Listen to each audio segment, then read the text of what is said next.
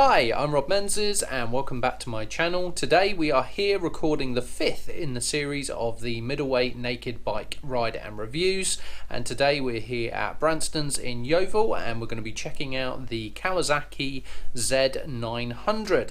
So stay with me as we go through and ride and review the bike. Hey, so we have just stopped just around the corner from the dealership, so we can do a first impressions on this bike. Interesting and a little weird, few goods, few bads straight away. My immediate thought on riding the bike is just accelerating away.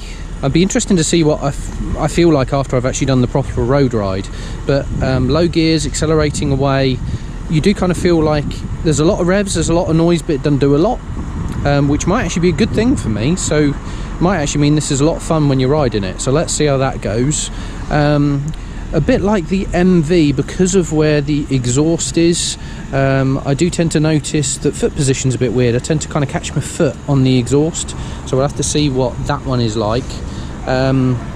Again, I did notice a bit like the MT-09, when we look at the brakes, we're not talking Brembos, we're talking their own brakes, and also not braided lines, we're talking rubber lines, and you do feel that.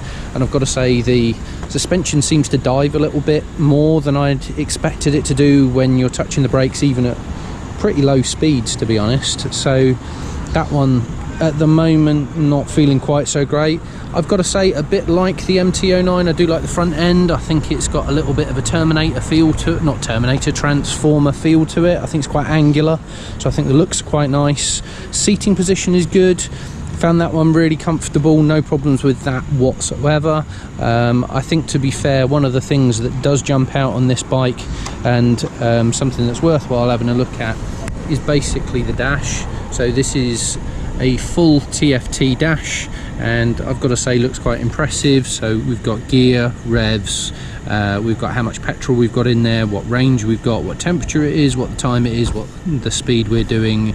We've got a neutral over here as well. So I think as an initial walk around, interesting. This has promise. The one bit that I haven't quite sussed yet, and I don't think it's got it, and I think this is perhaps something because I'm not riding the performance model, so I will want to check, is it looks like no quick shifter. So I think this is non-quick shifter related. So I'll have a bit of a play with that and see if I'm using clutch a little bit more. This will be the first bike that wouldn't have a quick shift or an auto blipper, so that'll be interesting to see how that one goes. So let's go ride it, see what I think, and I will bring you guys with me, and we'll come back and sum this up after we finish having a ride.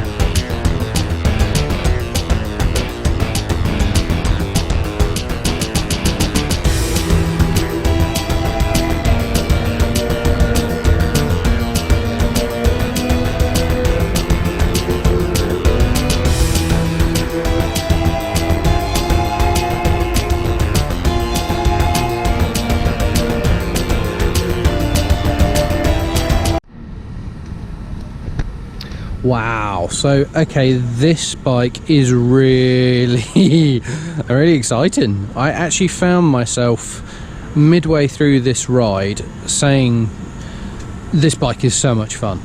The riding of this bike, so great. So reason why this bike is so much fun is going through the twisties. This thing has got no problem with banking over mid-corner.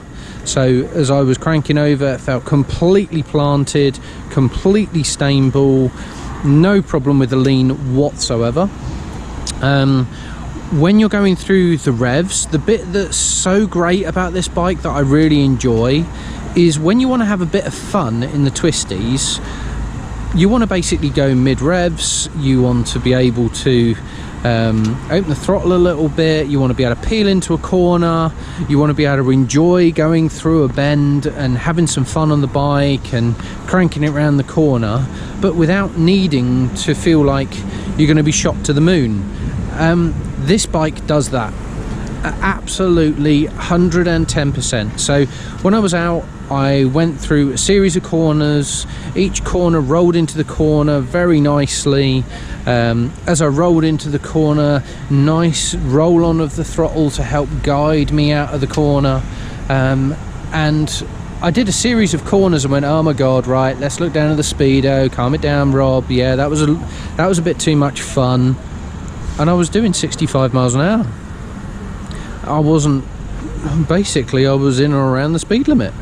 When you do want to go quick on this bike, if you want to go quick on this bike, you can. It's right at the top end of the rev range, but actually if you're sticking between 4,000 and 7,000 revs, it's got a lovely roar to the engine note. The engine note is really, really nice. It's just so much fun. Negatives, front forks do have a tendency of diving, so when you do pile on the brakes, I wouldn't say the front is that planted. It's a little bit on the squishy side. Brakes point of view are probably the worst brakes of the bike, or any of the bikes that I've ridden so far. There was no quick shifter on this bike, so I don't know if that will come with a performance model. If it does, then I'll probably put that on screen now. Again, with the performance model, I think the exhaust will be changed for something a bit more sexy than the one that's on here at the moment. Obviously the general feel of it, I would say, is really nice. Riding position is nice, seating position is nice. You do kind of feel your hands, you do kind of feel a little bit that you're sat on the bike rather than in the bike. The handlebars seem kind of low down from where your seating position is, so that's a little bit different, but you get used to it within seconds. Again, the bit I was impressed with when I did give it a blip and try and see if I could get the speed up to like 70-80 miles an hour, then you could really tell that there was no wind that you're really struggling with. So that little screen that you see there is obviously doing a great job. It just seems to not really hit you from a wind perspective. So yeah, actually getting on it, riding it, really enjoyed it. Probably one of the most enjoyable bikes I've ridden so far. Standing back off it, you do tend to notice a lot of the bling things that I've been enjoying and talking about on some of the other bikes. You don't have on this one, so no Brembo brakes, no braided lines, no quick shifter. Screen's fantastic. Oh, rider modes, I haven't talked about rider modes. Rider mode, rain mode works, so it dulls everything down. Road to sport mode, I've got to say, didn't notice too much difference, but there was a little bit of difference there. But either way, either mode, more than happy to basically ride in either, on the twisties, on either sport or road mode. It kind of felt the same. So yeah, I need to kind of take stock of this bike a little bit. I'm going to have a bit more of a think. I'm going to go and have a chat with the dealer and talk prices to them. Next time you see me will be when I'm back in the car and we can give you a sum up of everything we've done. Okay, so I've gone back into Bransons, the dealership, and now had a conversation with them in regards to the Z900. In relation to what's going on with finance and pricing, very, very similar to the example we had with the MT09. It would seem that there's some new deals coming out from Kawasaki very shortly, so I'm expecting pricing to come to me probably within the next week or two, perhaps a little bit longer. They also seem pretty keen to talk to me about any potential new models that might actually be coming out, as there's a thought that by the time that I actually want this bike for the beginning of next year, that actually what we might find is a slightly upgraded model. Giving an overview and a real thought on this bike, without any shadow of a doubt, it's the most fun bike that I've ridden. No shadow of a doubt, it was great. Peeling through the corners, you felt planted, bike wasn't going anywhere. But at the same time, as you're rolling on the revs as you come out of the corner, it sounded great, it felt like you were being a hooligan, but in reality, when you then look down at the speedo, that kind of middle rev, third, fourth, fifth gear, actually you're not being a hooligan at all, and you're basically doing the speed limits, which is fantastic. That's exactly what I want. I want the fun factor. However, the only other bits that you do then get out of it is you do also then find you're missing quite a lot of the bling on this bike. So as I said, no quick shifter, got to do it yourself, which is kind of one of the things that I did want to try and get, because they are really, really great. Admittedly, I could add it on as an aftermarket, but if I'm buying brand new and all the other bikes have got it, then you kind of expect it, if I'm honest. Brakes were abysmal, to be honest.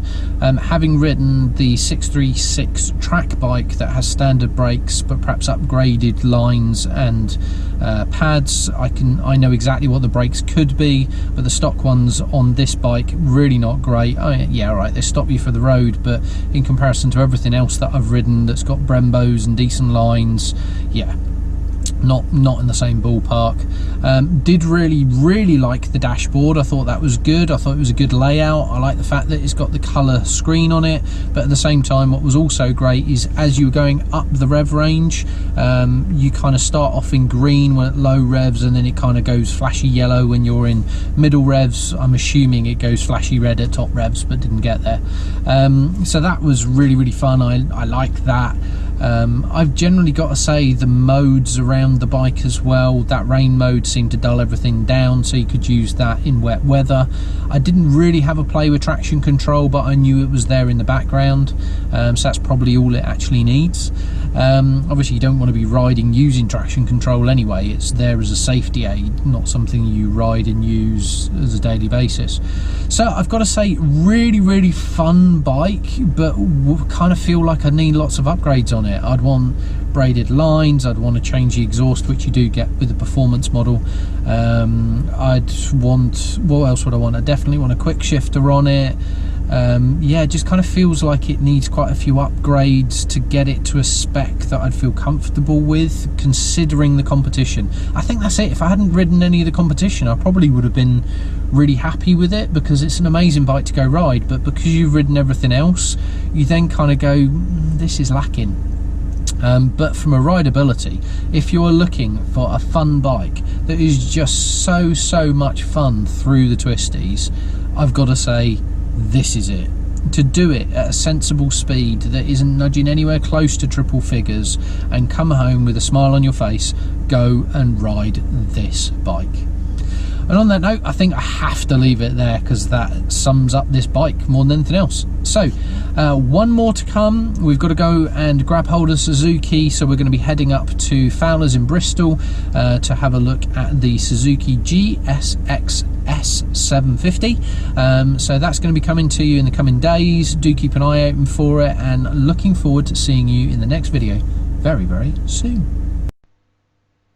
I hope you enjoyed this video. If you did, then please remember to not only like the video, but also hit that subscribe button so you don't miss out on future videos like this in the future. Thanks again for watching, and see you again soon.